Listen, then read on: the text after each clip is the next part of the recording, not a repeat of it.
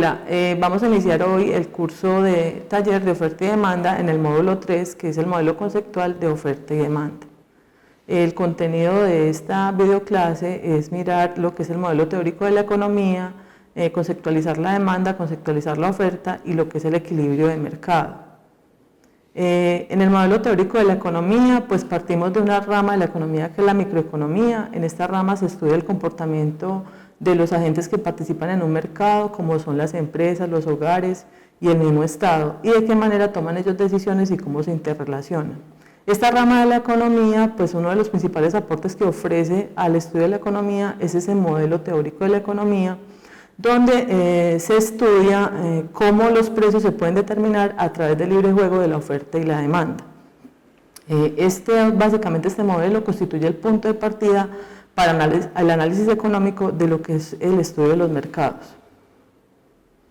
Ese modelo teórico de la economía también se conoce como el modelo de competencia perfecta y se refiere a un mercado donde no existe, digamos, un consumidor o un productor que tenga poder de mercado y pueda establecer un precio, sino que es un mercado que se considera atomizado, donde tanto los compradores como los vendedores se conocen como precio aceptantes. ¿Cuáles son los supuestos básicos de este modelo teórico de la economía? El primer supuesto es el supuesto de la racionalidad o el supuesto de elección racional.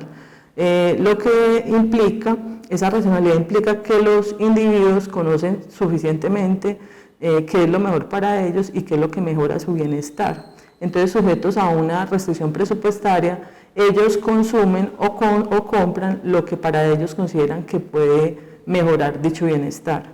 El segundo supuesto es la libre concurrencia. Esto quiere decir que cualquier individuo puede participar del mercado, no hay barreras ni a la entrada ni a la salida del mismo. El tercer supuesto es la participación de un número elevado de empresas y vendedores. Como les dije anteriormente, este es un mercado que se considera atomizado, existe un gran número de compradores y un gran número de vendedores, y en esta medida pues ninguno ejerce un poder dominante sobre el mismo mercado. El otro supuesto es que se comercializan dentro del mercado unos bienes que son homogéneos, son bienes que no tienen mucha diferencia, se consideran de hecho sustitutos cercanos, es decir, que pueden ser fácilmente reemplazables porque satisfacen la misma necesidad.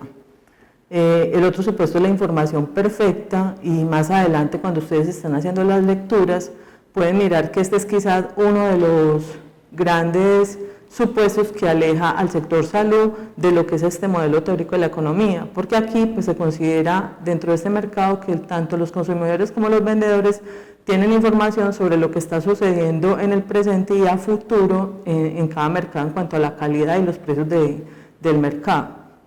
Mientras que en salud, en el sector salud, lo que tenemos es un sector que se caracteriza por una gran incertidumbre, puesto que usted no sabe cuándo se va a enfermar, de qué se va a enfermar y eso cuánto va a valer.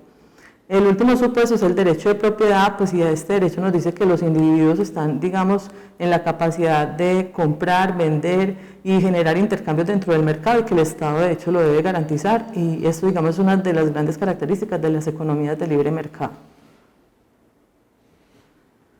Bueno, vamos a hablar entonces a definir qué es un mercado. Entonces un mercado es un conjunto de arreglos a través de los cuales los compradores y los vendedores llevan a cabo pues como el intercambio en términos de un común acuerdo.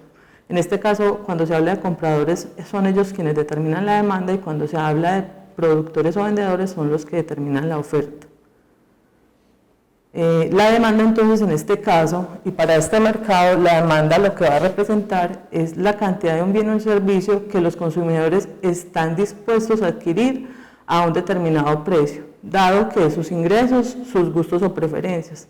También pues digamos que lo que nos permite ver este modelo es que la demanda no solamente depende del precio como variable endógena, sino que a partir de otros determinantes de ella, como son el ingreso, los precios de otros bienes, la misma renta y los gustos o las preferencias de las personas también pueden determinar dicha demanda. Matemáticamente, pues esta demanda se puede expresar de la siguiente manera: QD representaría la cantidad demandada y estaría en función del precio del producto o el servicio que se está comercializando, del precio de los bienes que se relacionan con él de manera sustituta o complementaria, de los ingresos, de los gustos o preferencias y del número de compradores. En resumen, pues cuando una persona demanda algo es porque lo desea, porque puede pagarlo o porque ha planeado definitivamente comprarlo. Entonces, nuevamente quiero recalcar que la demanda es una disposición a comprar, mientras que la compra como tal constituye una acción. Entonces, una cosa es la cantidad que yo demando y otra cosa es la cantidad que yo puedo quizás en algún momento o esté dispuesto a comprar dependiendo de los precios que me esté ofreciendo el mercado. ¿Cuáles son entonces los determinantes de la demanda? Ahorita los mencioné cuando estaba hablando de la función de la demanda, pero entonces acá de manera más explícita, pues el primero es el precio, es decir, el precio al que se va a comprar ese bien o ese servicio. Ese precio nos, digamos, presenta una relación inversa entre lo que es la cantidad que se demanda y el precio, y de ahí sale lo que se conoce como la ley de la demanda. Es decir, que manteniendo los demás determinantes o variables exógenas de la demanda constantes o fijas, cuando sube el precio de un bien, la cantidad demandada de ese bien disminuye y viceversa. Cuando baja el precio de ese bien, manteniendo lo demás constante, la cantidad demandada de ese bien aumenta. El segundo determinante es el precio de los bienes relacionados con él. Un bien se puede relacionar con otro de manera sustituta porque puede satisfacer la misma necesidad, entonces de esa manera se puede, digamos, cambiar fácilmente dependiendo de la restricción presupuestaria que tenga el consumidor. Se puede, digamos, relacionar también de manera complementaria, es decir, que hay bienes que para poder consumirlos se tienen que consumir conjuntamente con otro. Por ejemplo, hay carros que trabajan a gasolina, pues necesitan tener gasolina para poder que se movilicen, ¿cierto? O un ejemplo muy sencillo, usted tiene un portaminas y si no tiene minas pues no le funciona, y si vamos a salud pues usted tiene un glucómetro y si no tiene las tirillas de la misma marca pues tampoco le funciona. Y pues definitivamente pueden existir algunos bienes que no tienen ninguna relación pues con el bien que yo estoy analizando en ese momento. El otro determinante son las expectativas. Obviamente nosotros como consumidores estamos pendientes a veces de lo que está ocurriendo en el mercado y pueden haber algunas señales dentro del mercado. Puede ser, por ejemplo, que nos digan que el precio de un bien que estamos consumiendo o acostumbrados a consumir va a subir al mes siguiente, y digamos que el consumidor por esa racionalidad lo que hace es aumentar su demanda en este periodo actual, previendo pues ese aumento de los precios. Lo otro es los gustos. Obviamente los gustos son un factor que puede en algún momento cambiar todo lo que estamos hablando en este modelo. Por ejemplo, el caso de la ley de la demanda que les mencioné ahora, es posible que a una persona le guste tanto algún bien que sin importar su precio, pues siga consumiendo la misma cantidad. En este caso se considera que esa demanda de ese bien es inelástica, o sea, independiente del precio que tenga, pues el consumidor va a seguir comprando las mismas cantidades. El otro determinante es el ingreso. Entonces a mayor ingreso las personas, dependiendo del tipo de bien, van a consumirlo más o menos. Por ejemplo, cuando yo hablo de ingreso tengo que hacer una diferencia entre lo que son bienes normales y bienes inferiores. Entonces un bien normal es aquel bien que yo consumo cuando tengo mucho dinero, mi ingreso aumenta, y un bien inferior es aquel bien que yo consumo cuando mi ingreso disminuye. Por ejemplo, en el caso de los bienes normales, generalmente las personas cuando tienen dinero, o generalmente cuando se acerca su periodo de pago, el día del pago, van a un restaurante, no comen, digamos, de lo que llevan para comer al trabajo en una coquita, digámoslo así. Mientras que cuando no tienen casi dinero, pues ya la coca, en este caso la coquita para el almuerzo sería el bien inferior y asistir al restaurante sería el bien normal.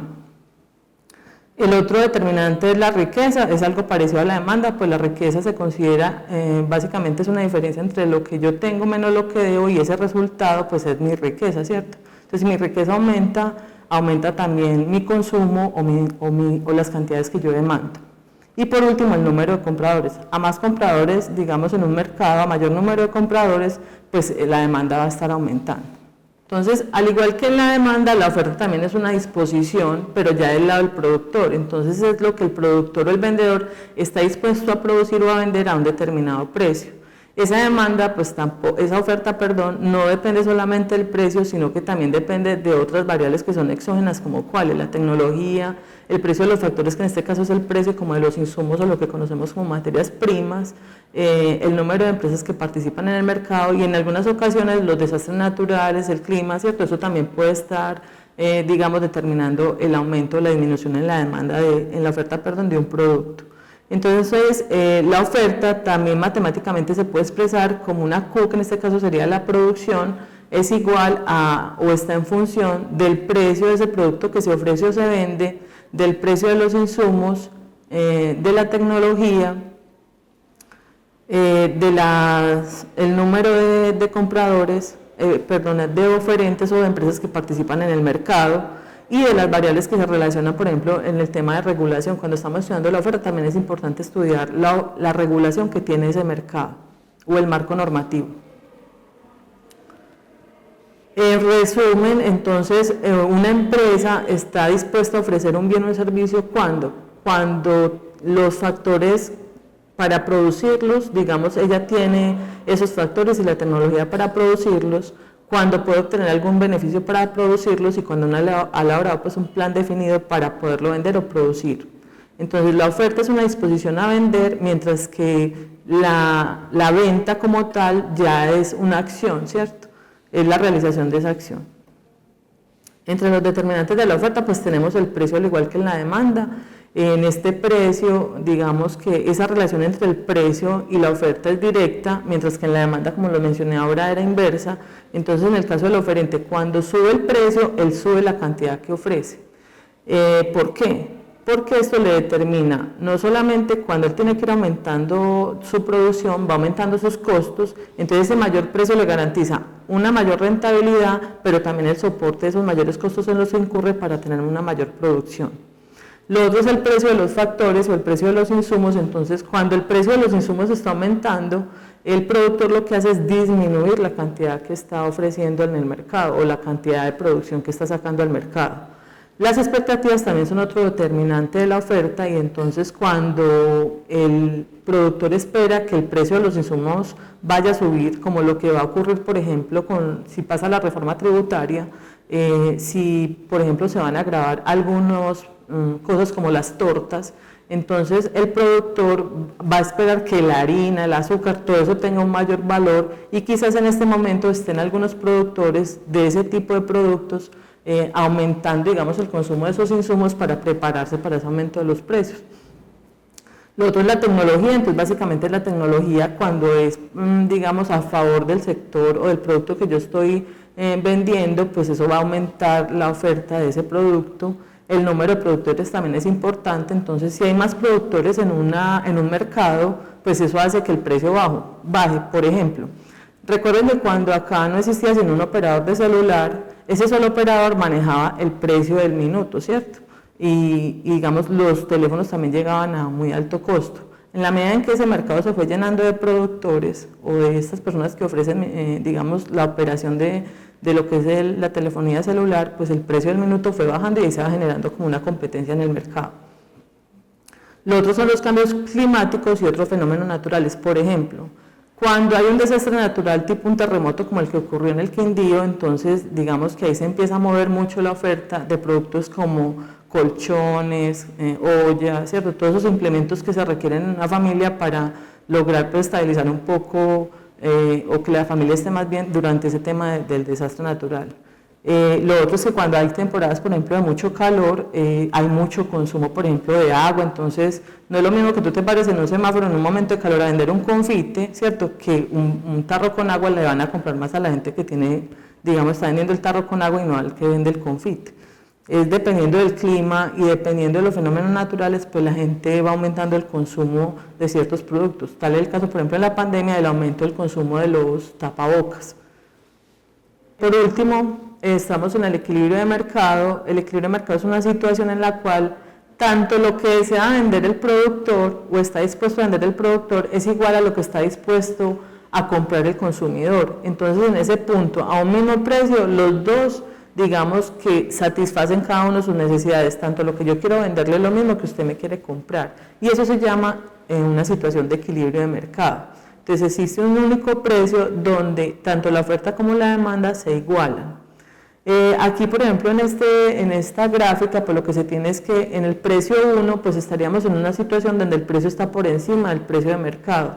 A este precio, pues el oferente o el productor desea vender más cantidades de las que el consumidor desea adquirir. entonces esta situación por encima del precio de equilibrio se conoce como un exceso de oferta. Cuando se presenta un exceso de oferta en el mercado, pues necesariamente tiene que bajar el precio, porque como estamos en un mercado donde existen tantos productores, no va a haber ningún productor, digamos, que pueda ejercer ese poder dominante y tener ese precio por encima del equilibrio, porque simplemente la demanda o esos demandantes se van a ir a comprarle a aquellos que tienen el precio más bajo y hacen que, digamos, el precio de ese productor que está ahí como reacio a bajarlo, pues se ajuste obligado, porque si no se va a quedar con toda la producción. Y cuando estamos en unos precios por debajo del de equilibrio, pues se genera un exceso de demanda, porque recuerden que por ley de la demanda, cuando yo tengo un precio más bajo, pues quiero consumir más. Entonces, en ese momento, en esos precios por debajo del punto de equilibrio, que es el caso del P sub 2, a un precio 2, en este caso, pues los demandantes van a querer mayores cantidades, pero a ese precio los productores no van a querer ofrecer esa misma cantidad. Entonces, en este caso, el precio se va a ver, digamos, obligado al aumento, y a medida que va aumentando, pues obviamente la demanda se va retrayendo hasta que llega nuevamente al punto de equilibrio. Pues digamos que es el tema que teníamos para hoy. Si tienen alguna duda pueden, digamos, acudir a nosotros como tutores, que en cualquier momento podemos atender esas dudas. Muchas gracias.